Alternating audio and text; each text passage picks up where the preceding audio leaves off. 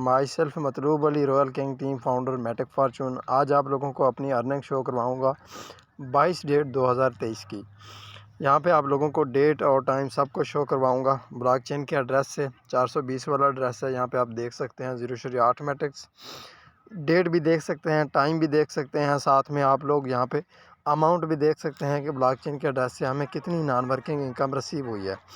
25.6 को देखें, 3.2 को देखें, 6.4 को देखें, उसके साथ साथ थोड़ा सा नीचे आ जाएं 12.8 को देखें, साथ में 0.8 को देखें। ठीक है, ये 22 डेट की अर्निंग है।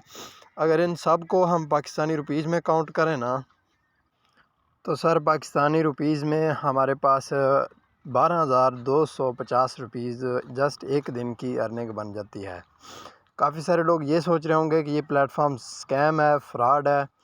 तो उन लोगों को यही कहूँगा कि अगर स्कैम और फ्रॉड वाले सिस्टम से आपको 12,000 डेली बेस पे अर्निंग हो सकती है, तो आप उस स्कैम और फ्रॉड वाले सिस्टम को भी ज्वाइन करना ना छोड़ें। ठीक है, अपने अपलाइन के साथ जिसको आप वीडियो देख रहे हैं, जिसने आपको वीडियो सेंड किया, उसके साथ अटैच हों, अभी रब्ता करें और सिस्टम का आगाज़ करें। शॉर्ट टाइम है, मैक्सिमम अर्निंग करनी है तो मैटिक फॉर्चून